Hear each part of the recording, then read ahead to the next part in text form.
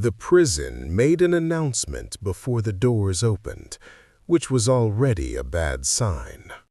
"Attention detainees," the ceiling said in a voice that sounded proud of itself.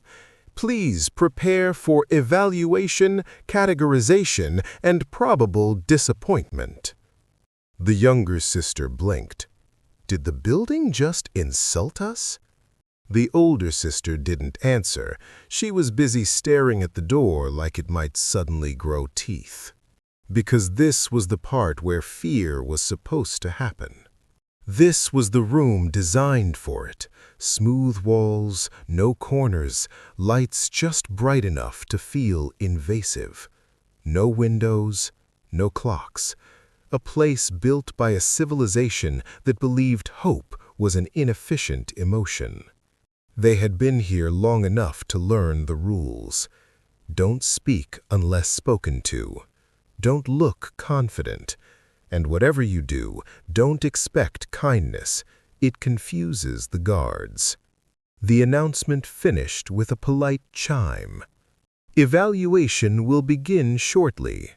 Shortly in this prison meant now. The door slid open. The sisters braced themselves and immediately realized something had gone very, very wrong. Because the figure standing there wasn't armored or tall or glowing with authority. There were no weapons pointed at them, no guards barking orders, no hovering drones buzzing with quiet menace. It was just a human. He stood there awkwardly, like someone who opened the wrong door at a party and was trying to decide whether to apologize or commit. "Oh," he said. "Hi." The younger sister whispered, "Is this part of it?" The human looked behind him, then back at them. "I hope not." That was the first strange thing. The second was that he didn't tell them to kneel. The third was that he didn't look afraid of them either.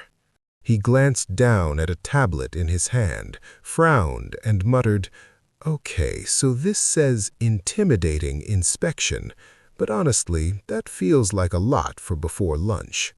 The older sister swallowed. "Are you here to select us?" The human winced. "Wow, no. No, definitely no." He stepped inside, the door sliding shut behind him, and immediately raised his hands in a placating gesture that suggested he was far more worried about upsetting them than the other way around. "Hi, I'm Eli. I've been assigned to, oversee this facility for the next few cycles." The younger sister tilted her head. "Oversee how?" Eli thought about it. "Ideally, gently." They stared at him. The prison lights dimmed slightly, as if the building itself was reconsidering its life choices. The older sister spoke carefully, choosing each word like it might explode. "We were told the next visitor would decide our fate." Eli nodded. "Yeah, that tracks. This place has a flair for drama." "So," the younger sister said, voice trembling despite herself, "what happens now?" Eli looked at them, really looked. The bruises that were almost healed, the exhaustion that hadn't even tried, the way both of them were standing like they were ready to be hurt again just in case. Something shifted in his expression. "Well," he said slowly, "normally this is where someone threatens you." They flinched. "But," he continued, "I'm terrible at that. Makes my stomach hurt." He set the tablet down on a nearby surface, and instead of towering over them like every other authority figure they'd met, he did something completely unacceptable by prison standards. He sat on the floor, cross-legged, casual, at their eye level. The younger sister's mouth fell open. "You're sitting?" "Yeah. I find it helps conversations feel less like interrogations and more like conversations." The older sister whispered, "This is a trick." Eli sighed. Everyone says that. He leaned back on his hands. Look, I don't know what you've been told about humans. Probably not great. We're loud, stubborn, and we have a long history of making messes and then feeling really bad about them later. Neither sister spoke. But, he went on, one thing we're weirdly serious about is this. If someone's afraid, that's already a problem. You don't build on it. The prison hummed softly, deeply displeased. The younger sister laughed suddenly, a short, broken sound. You're not acting like you own us. Eli frowned. Why would I? The older sister's voice cracked. Everyone else did. Eli's silence lasted just a second too long. Then he said quietly, Yeah, that's not happening here. Something strange filled the room. Not safety, not yet. Confusion. Real, dangerous confusion. Because the prison expected fear, the sisters expected pain, and instead they were sitting across from a human who had just rewritten the rules without asking permission. Eli picked up his tablet again and winced.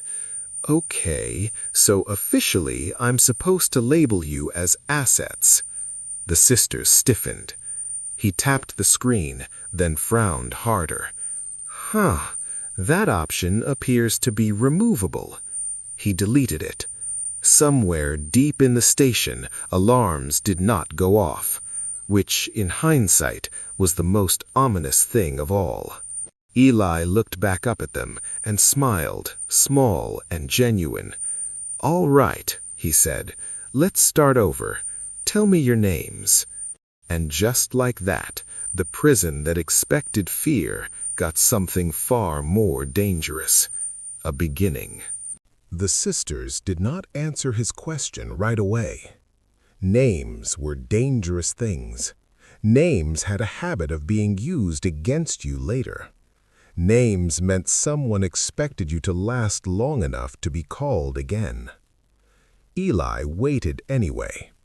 He didn't rush them, didn't clear his throat dramatically, didn't do that thing authority figures did where silence was used like a weapon.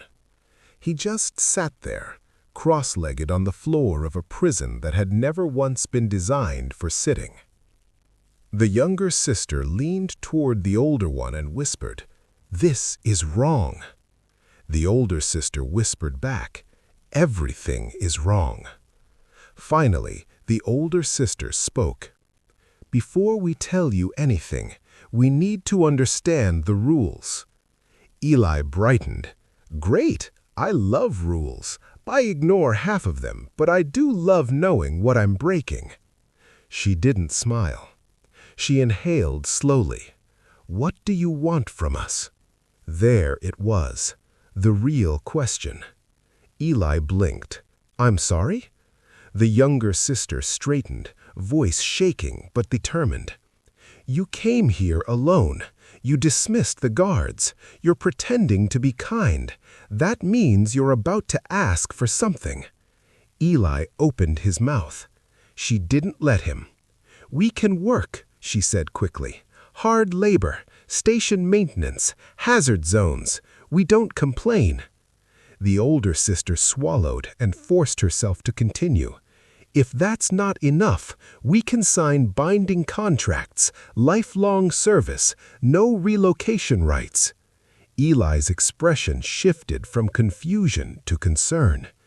"And if that still isn't enough," the younger sister said softly, eyes fixed on the floor, "we can offer personal arrangements." Eli froze. The room seemed to lean in. "We've done it before," she added, voice flat now, practiced. "That's usually what they want. Ownership, control, access." Silence crashed down like something heavy and breakable. Eli stared at them as if they had just suggested setting the station on fire to improve morale. "Oh," he said faintly. "Oh no." The older sister misread the tone immediately. Panic crept in. "We understand terms," she rushed. "We won't resist. We won't run. You can write whatever clauses you want." "No," Eli said, louder now. Both sisters flinched. He held up his hands again, horrified. "No, no, I didn't mean, I'm not angry. I'm just, wow, no." The younger sister's voice cracked. "Then what are we supposed to trade?" Eli stared at her. "Trade," he repeated quietly. He looked down on the floor, then back at them, then at the walls of the prison, which were suddenly looking a lot less neutral and a lot more complicit. "You think mercy costs something," he said slowly. The older sister nodded once. "It always has." Eli leaned back, hands braced behind him, eyes fixed on the ceiling like he was searching for patience among the lights. "Okay," he said, "we are absolutely not starting this conversation where you think we are." He scooted closer, not invading their space, just enough to be heard clearly. "Listen to me very carefully," he said. "I am not buying you. I'm not renting you. I'm not trading for you." The younger sister whispered, "Then why are we still here?" Eli hesitated. "Because," he said honestly, "the system you're in assumes everyone has a price, and if you don't offer one, it assigns one for you." The older sister's eyes narrowed. "So we offer first. That way we control the cost." Eli winced. "That is the most depressing economic strategy I've ever heard." She gave a humorless smile. "It works." He shook his head slowly. "Not with me." The younger sister laughed, sharp and disbelieving. "You keep saying that like it matters." "It does," Eli said, "because I'm the one in the room." The prison hummed again, low and irritated. Eli stood up, not looming, just taller, and tapped the wall panel. "Facility log," he said. "Addendum." The ceiling voice replied, stiff and reluctant. "Addendum recorded." Eli spoke clearly. "Detainees are not commodities. Any prior offers of exchange are null." The sisters stared. "That's not enforceable," the older one said automatically. Eli shrugged. "Watch me." He turned back to them, softer now. "You don't need to sell yourselves to survive here." The younger sister shook her head, tears threatening. "Then what do we do?" Eli smiled, awkward, gentle, human. "For now," he said, "you rest, you eat, and you stop negotiating your existence." He picked up his tablet and frowned again. "Also, I'm going to have words with whoever taught you that mercy requires payment." As he moved toward the door, the older sister called out, "Human!" He paused. "If you don't want anything from us," she asked quietly, "why are you helping?" Eli didn't answer right away. Then he said, without turning around, "Because someone once asked my people for help, and the answer was silence." The door slid open, and behind him, two sisters sat in stunned quiet, staring at the first offer they had ever made, and the first one that had been completely, utterly refused. Not because it wasn't enough, but because it should never have been necessary. The prison didn't know what to do with Eli after that. That became immediately obvious. For one thing, the lights kept flickering, not dramatically, not ominously, just enough to suggest the facility's automated systems were having a quiet internal argument. The sisters noticed it too. "Is the room blinking?" the younger sister asked. Eli glanced up. "Yeah, it does that when I upset it." "You upset the building?" "Oh, very much so," he said cheerfully. "I deleted a category it was emotionally attached to." The older sister stared at him like he had just admitted to arguing with gravity. "You're not supposed to be able to do that." Eli shrugged and lowered himself back down onto the floor again, this time leaning against the wall like a person who had absolutely no intention of asserting dominance through posture. "Well," he said, "I'm not supposed to sit here either, but look how far we've come." That was the strange part. He kept sitting. Not once did he stand over them. Not once did he pace like he was building to a threat. He didn't loom, didn't angle his body to block exits, didn't use silence like a pressure tool. He just stayed. Minutes passed, then more. The sisters grew increasingly uncomfortable, not with fear, but with the absence of it. Their bodies didn't know how to process a conversation that wasn't secretly a countdown. The younger sister finally blurted out, "Are you waiting for us to say something wrong?" Eli blinked. "No." "That's usually when the punishment happens," she explained. He frowned deeply. "That seems inefficient." The older sister watched him carefully. "Why are you still here?" Eli thought about it. Because leaving felt rude. That answer was so unexpected that the younger sister laughed despite herself. It came out as a surprised, half-choked sound, like her body hadn't asked permission first. She clapped a hand over her mouth, eyes wide. "I'm sorry." Eli smiled. "No, that's fine. That sounded like a real laugh. Those are rare in places like this." The prison hummed again, low and displeased. The older sister shifted closer to the wall. "You're different." Eli nodded. "I get that a lot, usually before someone asks me to leave." She hesitated. "Most overseers sit behind barriers or above us, or with weapons." "Yeah, that's the traditional approach. Creates authority. Also creates resentment, which, speaking from experience, has a habit of exploding later." The younger sister tilted her head. "So you sit on the floor?" "Exactly." "That doesn't seem very powerful." Eli grinned. "Oh, it's terrible for intimidation. Great for conversations, though." There was a pause. Then the older sister asked the question that had clearly been burning a hole in her restraint. "What happens when someone notices you doing this?" Eli winced. "Ah, see, that's the fun part." "Fun for who?" the younger sister asked. "Debatable," he admitted, "but usually for me." As if summoned by the idea of authority being displeased, the door chimed. The ceiling voice returned, stiff and clipped. "Oversight request pending. Human Administrator Eli, please justify deviation from protocol." The sisters stiffened instantly, backs straightening, fear snapping back into place like muscle memory. Eli noticed. "Hey," he said gently, "you don't have to do that." The older sister whispered, "They're watching." "I know," Eli replied, still seated. "I'm not moving."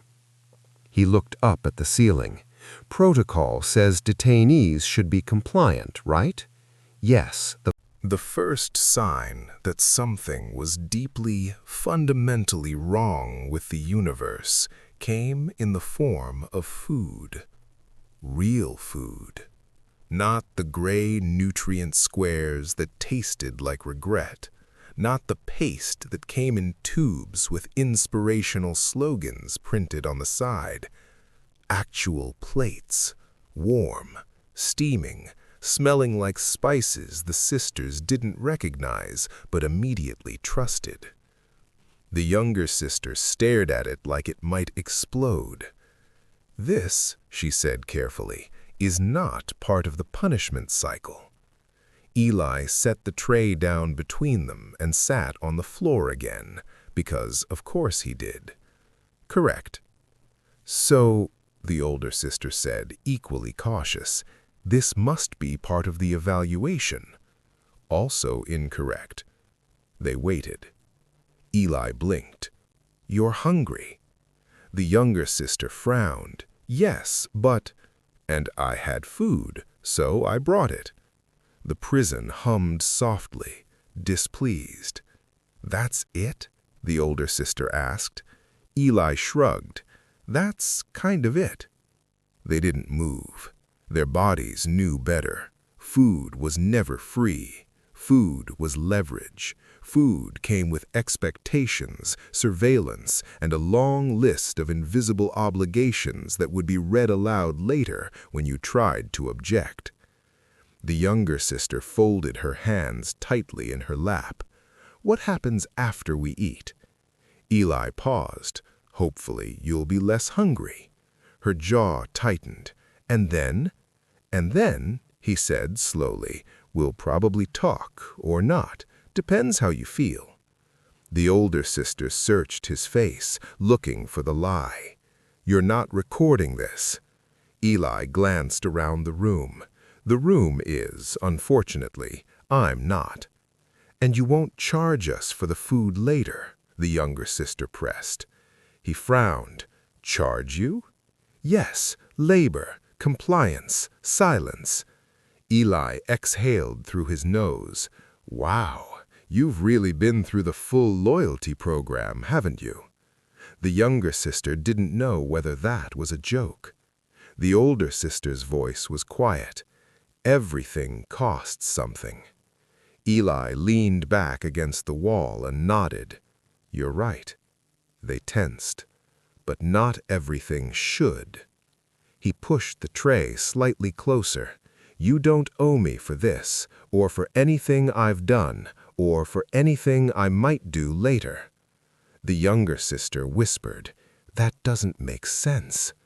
"I know," Eli said gently. "It bothered us too at first." That did it. The younger sister picked up a piece of food with trembling fingers and took a bite. Her eyes widened. "Oh no," she breathed. "Oh no."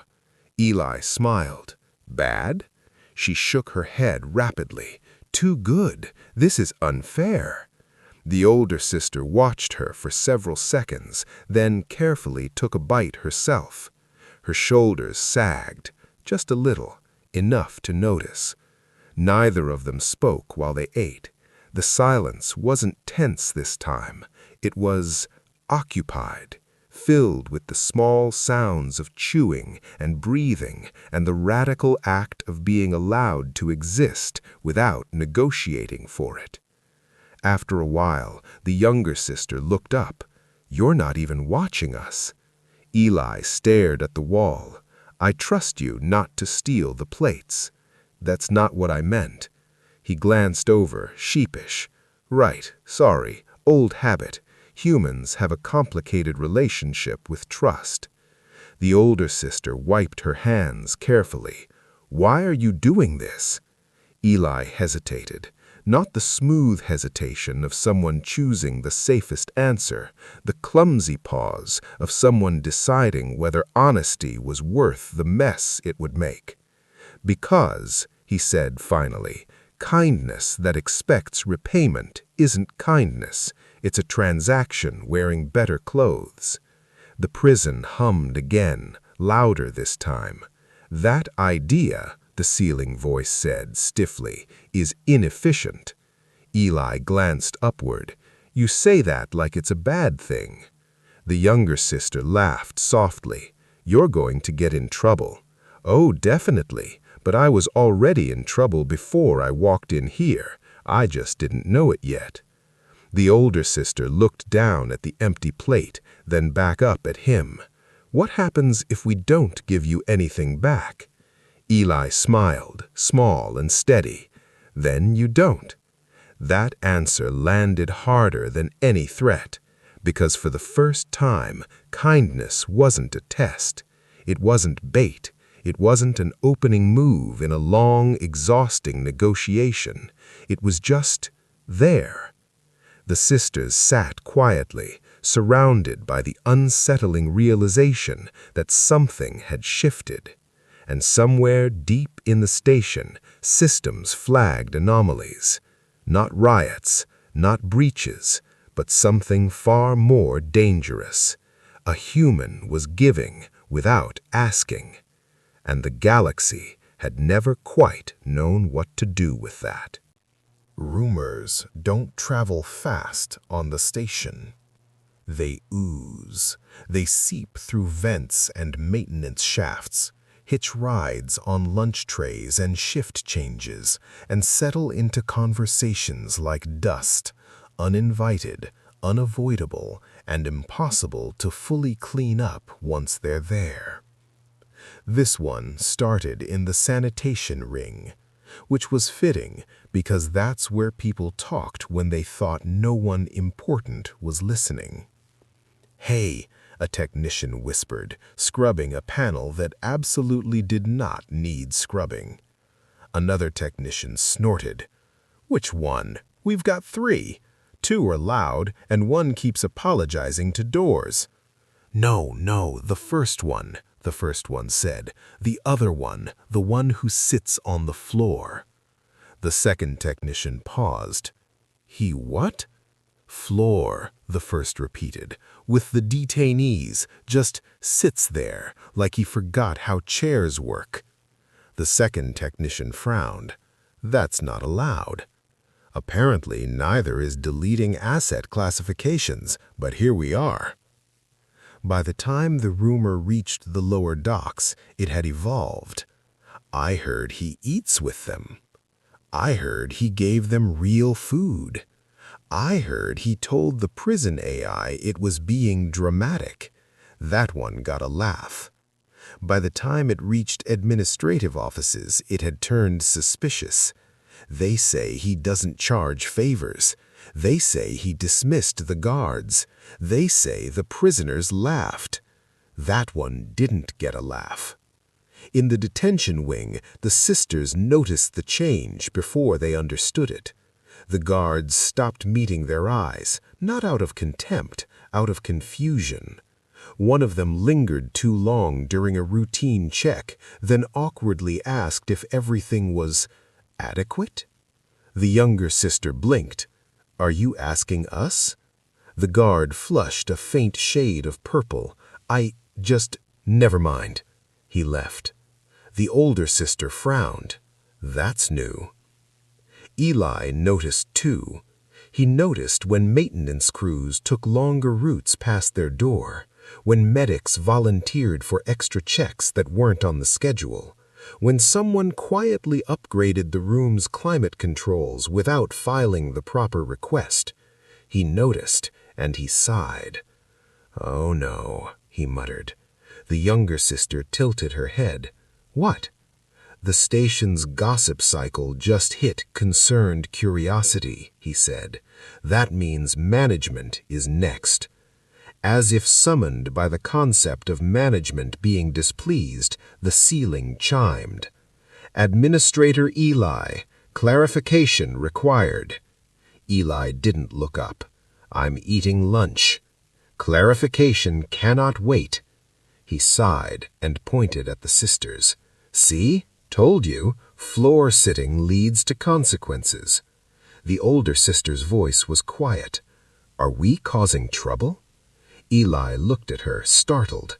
"No, you're causing questions. There's a difference." The younger sister frowned. "Questions are bad here." "Only if you answer them honestly," he said, "which, to be clear, I absolutely plan to do."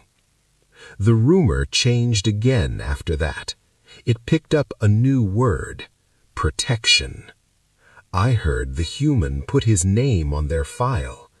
I heard he told oversight they're under his responsibility. I heard someone tried to reclassify them and the system rejected it. That last one made people nervous, because systems didn't reject authority, unless something had changed. Eli walked the station more slowly now, not because he was afraid, but because he was aware. He nodded at workers, asked how their shifts were going, helped a dockhand lift a crate that absolutely could have been lifted by machinery. "Why are you doing that?" the dockhand asked. Eli shrugged. "You looked tired." That story spread too. The sisters sat together in their room, listening to the muffled sounds outside. "They're talking about us," the younger one whispered. The older sister nodded. "They're talking about him." The younger sister hesitated. What happens when rumors reach people who don't like them? The older sister didn't answer right away. Then softly, "Then someone tries to end them." As if on cue, the lights flickered, this time not uncertain, but sharp, controlled. Eli stood. "Well, that's my cue," he said lightly. The sisters stiffened. "What's happening?" Eli smiled, but it was tighter now. "Remember how I said kindness without a price makes people uncomfortable?" "Yes," the younger sister said. "It also makes them curious," he added, "and curiosity eventually becomes a meeting." The ceiling chimed again. "Oversight delegation en route."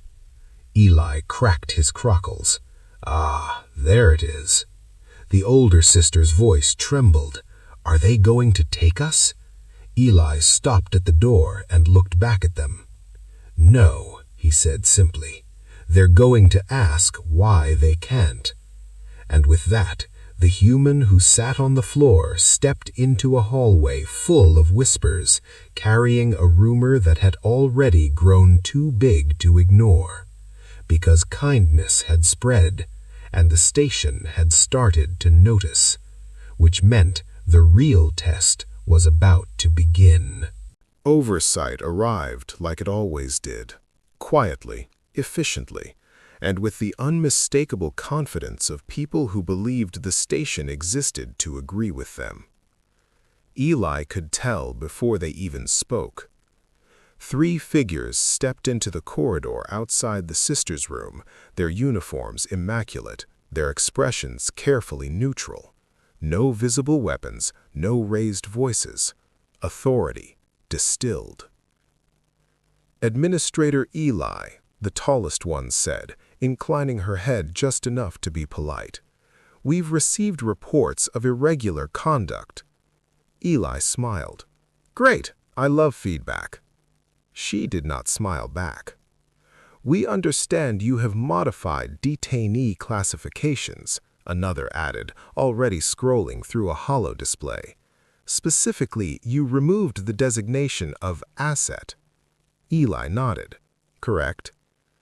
"That designation exists for operational clarity. It allows efficient allocation of labor and suffering," Eli finished cheerfully. "You forgot suffering." A pause. The third official cleared his throat.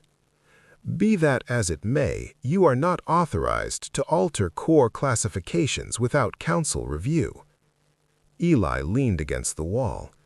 "Actually, I am. Section 12, Subclause C, temporary administrative discretion in cases of ethical conflict." The tallest one frowned. "That clause is rarely invoked." "Yeah, turns out ethics don't get a lot of screen time." They moved into the room. The sisters stood immediately, fear snapping back into place like a reflex they hated themselves for. "Hey," Eli said gently, "you don't have to do that." They hesitated, then slowly sat back down. The officials noticed that, more than anything, unsettled them. "These detainees," the tallest one began, gesturing vaguely, "were transferred under lawful claim. Their status is clear." Eli's faded. "No, their treatment was clear. Their status was convenient." The official's eyes narrowed. "Are you contesting ownership?" Eli blinked. "Ownership? Of people?" "Property rights are recognized across." "Stop," Eli said, voice calm but firm. "I need you to hear how that sounds." Silence filled the room, thick and uncomfortable. The younger sister hugged her knees, eyes darting between faces. The older sister sat rigid, jaw clenched, ready for consequences she could already taste. The tallest official folded her hands. "Administrator Eli, you are allowing sentiment to interfere with procedure." Eli nodded thoughtfully. "Yes, that is unacceptable." "So is calling someone an asset," Eli replied, "yet here we are." The third official shifted. "If you refuse to restore classification, these detainees will be reassigned." The younger sister inhaled sharply. Eli didn't look at her. He kept his eyes on the officials. "No," he said. The word wasn't loud. It didn't need to be. The tallest official stiffened. "That is not a negotiable response." Eli straightened. "Then this won't be a negotiation." He tapped his tablet, pulling up a file. "Effective immediately, these two individuals are under my personal protection and responsibility. Their status is amended to non-detainee voluntary residence." "That designation exists," Eli said, "and you know it does. You just don't like when humans use it." The room seemed to hold its breath. The older sister whispered, barely audible, "You can't do that." Eli glanced at her. Already did. The tallest official stared at the tablet, then at Eli. "You are overstepping." Eli smiled faintly. "I am drawing a line." The third official looked uncomfortable. "Administrator, this sets a precedent." "Yes," Eli said, "that's the idea." The tallest official's voice hardened. "You are jeopardizing station order." Eli tilted his head. "No, I'm challenging station habits." Another pause. Then, softly, almost reluctantly, the prison's ceiling voice spoke. "Classification updated. Confirmed." All three officials froze. The tallest one turned slowly. "Repeat. Detainees reclassified. Asset designation removed." The younger sister gasped. The older sister's hands began to shake. The tallest official's composure cracked just slightly. "This is unacceptable." Eli met her gaze. "They're not property anymore." The words landed, not like a threat, like a fact. The officials exchanged looks. Calculations happened behind their eyes. Risk, fallout, paperwork, politics. Finally, the tallest one exhaled sharply. "This matter will be escalated." Eli nodded. "Of course it will." They turned to leave. At the door, the third official hesitated and glanced back at the sisters. "Good luck," he said quietly. The door slid shut. The silence afterwards was enormous. The younger sister looked at Eli, eyes wide. "What did you just do?" Eli considered that. "Probably ruined my career." The older sister swallowed. "Why?" Eli looked around the room, at the walls that expected fear, at the people who had learned to offer themselves as payment, at the station that had finally blinked first. "Because," he said softly, "once you realize someone isn't property, you can't unknow it." The sisters stared at him. And somewhere, deep within the station's systems, alerts cascaded, not of violence or breach, but of precedent. A human had drawn a line, and the galaxy was about to find out what that meant. The visitors announced themselves with paperwork. That was how the station knew it was about to have a problem. Eli was halfway through explaining how gravity-assisted laundry machines were a terrible idea when the corridor lights shifted to their official shade, brighter, colder, very proud of themselves. "Oh," he said, "that color again." The younger sister stiffened. "That means authority." Correct, Eli replied.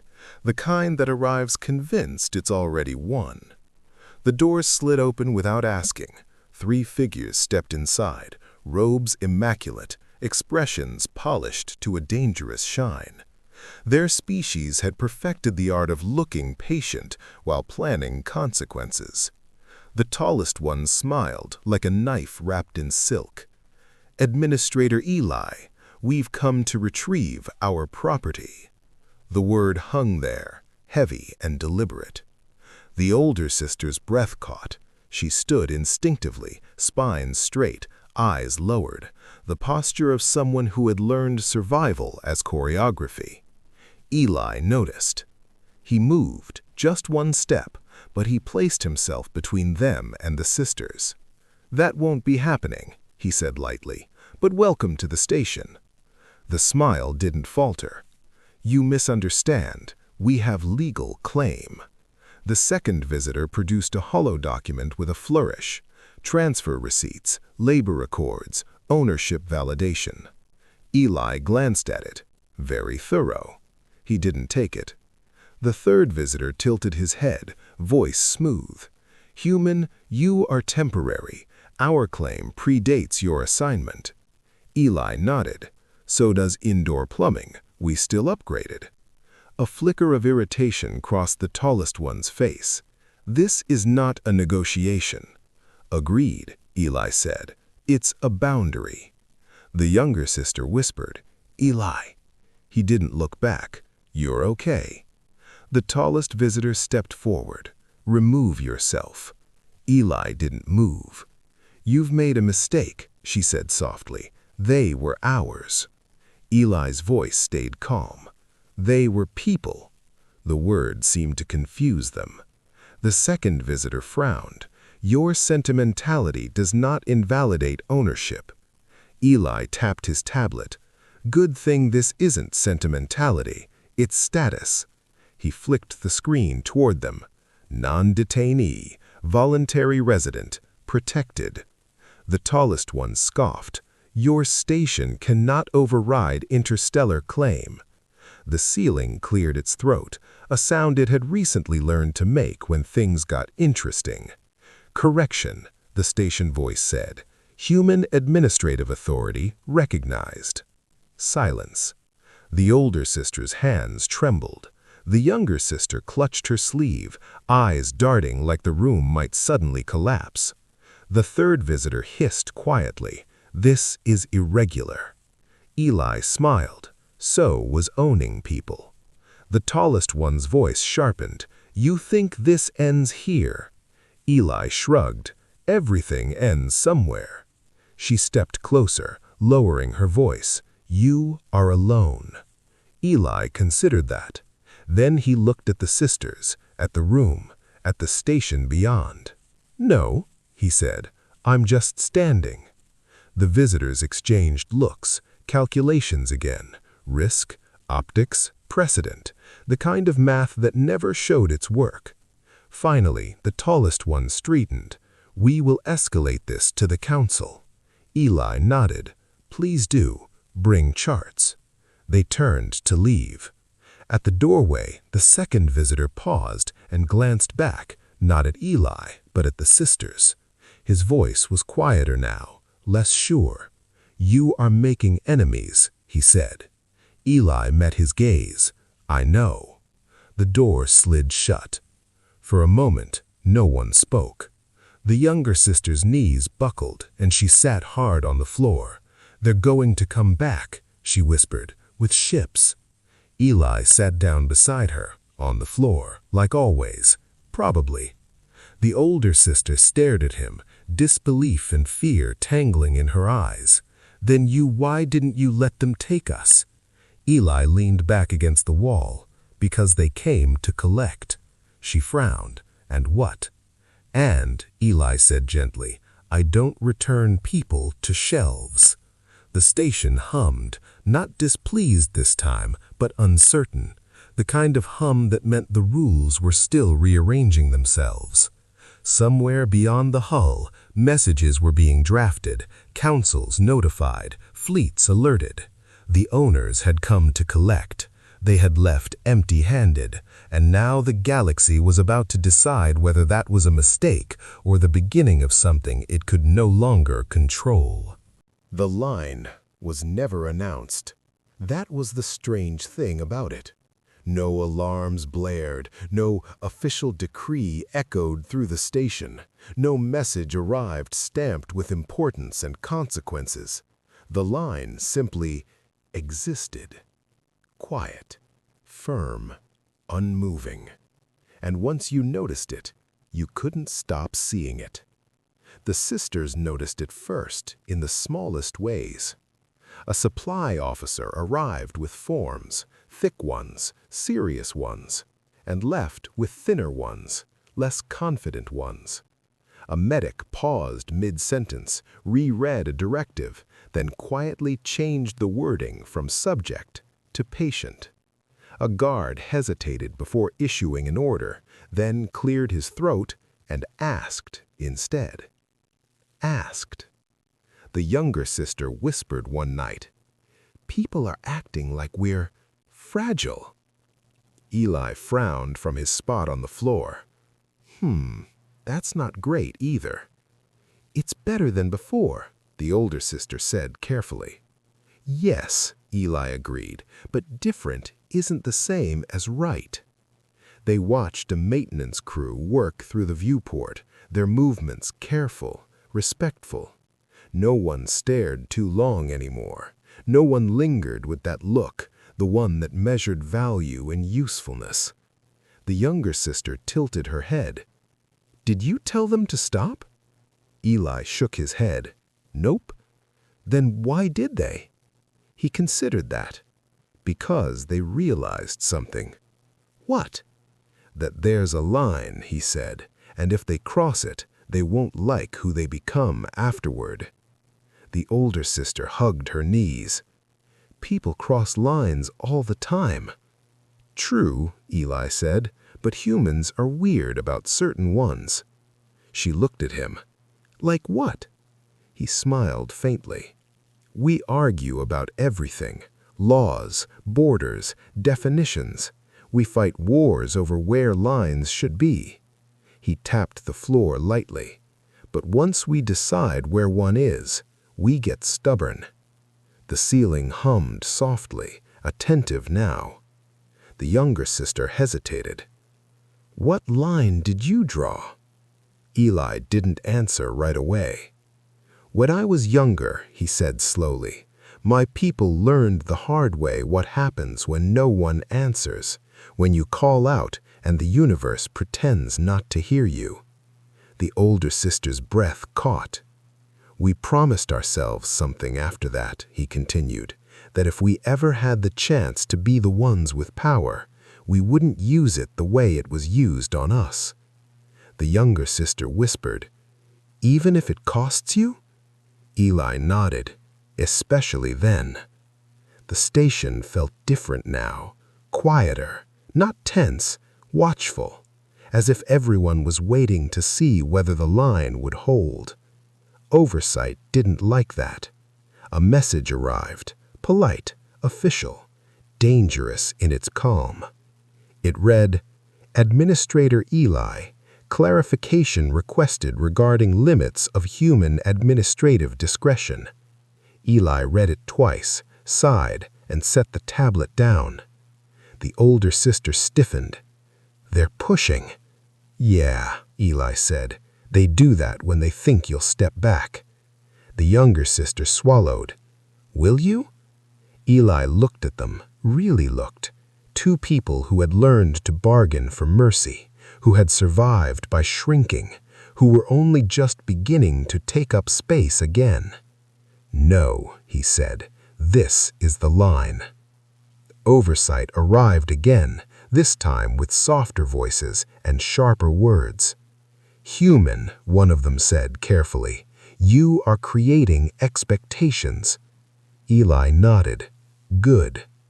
Others will ask for the same consideration. I hope they do.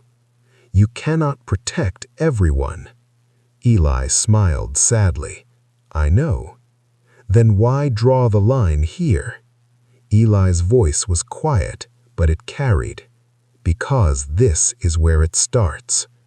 Silence filled the chamber. The oversight representative leaned forward. And if the cost escalates? Eli met their gaze. Then we pay it. The sisters listened from the doorway, hearts pounding. Later, when the officials had left and the station lights returned to their normal glow, the younger sister asked the question she had been holding all day.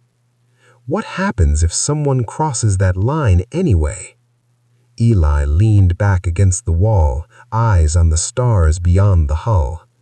Then, he said, they find out why we drew it. The station hummed, not in approval, not in protest, in acknowledgement.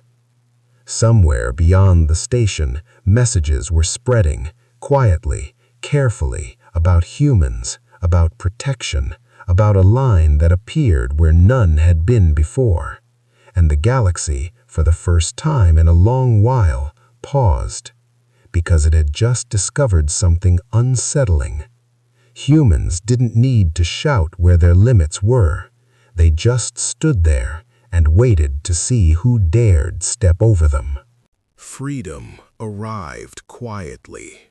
No announcement, no ceremony, no official voice congratulating itself for doing the bare minimum. One moment, the sisters were still checking doors out of habit, still measuring their movements, still bracing for conditions, and the next, the doors simply stayed open. Not dramatically, not invitingly, just open. The younger sister noticed first. She stood in the doorway for a long time, staring at the corridor like it might suddenly remember its old job and snap shut out of spite. "It's broken," she whispered. Eli, sitting on the floor with his back against the wall, glanced up. "What is?" "The door," she said. "It didn't close." He squinted at it, then shrugged. "Huh, guess it learned." The older sister approached slowly, every step careful like the floor might object. She reached out and touched the doorframe. Nothing happened. No alarms, no guards, no reprimands. Her hands began to shake. "This is a trick," she said. "It has to be." Eli stood, not quickly, not urgently, and leaned against the opposite wall. "You're allowed to leave the room." The younger sister laughed, sharp and brittle. "That's not how permission works." "By you," he replied. They both turned to look at him. "That's not how permission works," the older sister said quietly. Eli tilted his head. "It is, now." They stepped into the corridor together, shoulders brushing like they were afraid space might separate them. People passed by, crew members, medics, technicians, and no one stopped them, no one stared. A few nodded, one smiled awkwardly like he wasn't sure whether smiling was appropriate yet. The younger sister whispered, "They're not watching us." Eli nodded. "I asked them not to." "You can do that?" He grinned. "Turns out you can ask for a lot if you don't frame it like a command." They walked further, past intersections, past lifts, past the places where fear used to spike because something bad always happened there. Nothing happened. Eventually, they reached a wide viewport overlooking open space. Stars spilled across it, bright and endless. The older sister pressed her palm to the glass. "I don't know what to do," she said. Eli leaned beside her. "You don't have to do anything." The younger sister frowned. "People keep saying that." "It's still true," he said. She hesitated. "Don't we owe you something?" Eli closed his eyes briefly. Ah, there it was. The reflex, the galaxy's favorite trap. "No," he said gently. "But you protected us." "Yes." "You stood up to them." "Yes." "You risked everything." Eli opened his eyes and looked at her. "That was my choice, not alone." The older sister's voice trembled. "Every freedom we've ever been given came with expectations." "I know." "So what do you expect from us?" He smiled softly. "That you live." They stared at him. "That's it?" the younger sister asked. "That's it," he confirmed. "No loyalty oaths?" "No." "No public statements?" "No." "No 'you saved us, we belong to you now' speeches?" Eli chuckled. "Please don't do that." The older sister laughed then, quietly, incredulously. "You're terrible at empire building." Eli shrugged.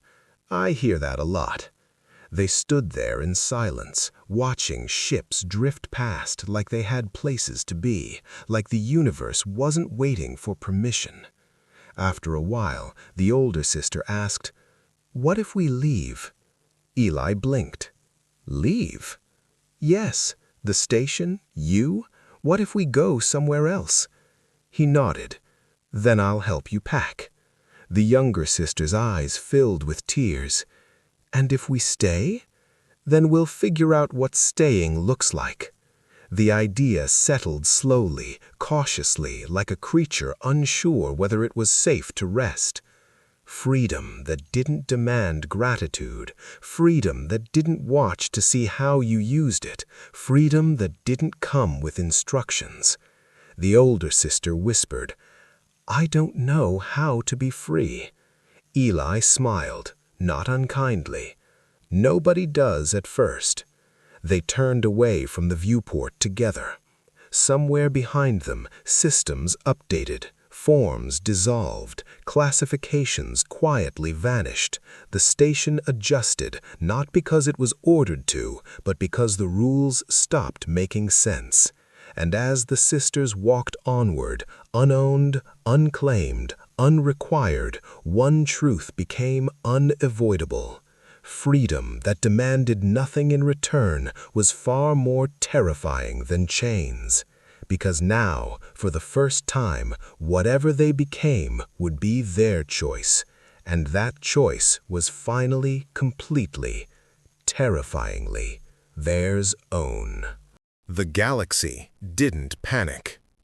That was the part that worried everyone later. There were no emergency summits, no fleets scrambling into defensive formations, no dramatic speeches warning of human aggression. Nothing exploded, nothing burned, no one even raised their voice. Instead, reports began to circulate. Quiet ones, filed by clerks who had reread their sentences 3 times before submitting them. Shared by diplomats in private channels with messages like, "This can't be right, can it?" and "Have you heard about the station?" The reports all said the same thing in different ways. The humans had intervened, not with force, with refusal. They declined the claim. They removed the classification. They didn't negotiate. They didn't ask for compensation. That last line was underlined in more than one briefing. On worlds that measured power by leverage, this was unsettling. A counselor on the inner ring leaned back in her chair and frowned. "So what do they want?" Her aide hesitated. "According to the logs, nothing." "That's not an answer," the counselor snapped. "It appears to be," the aide replied. At the station, life continued. The sisters learned the rhythms of the place, how to navigate corridors without flinching, how to speak without rehearsing every sentence as a defense, how to wake up without immediately cataloging what could be taken from them. They laughed more, not loudly, not yet, but enough that the sound began to echo in places that had never held it before. Eli noticed the looks, not hostile, not friendly, watchful. He'd be helping recalibrate a dock sensor when someone would pause and say, "Human?" "Yes," he'd answer. They'd hesitate. "Is it true you didn't make them sign anything?"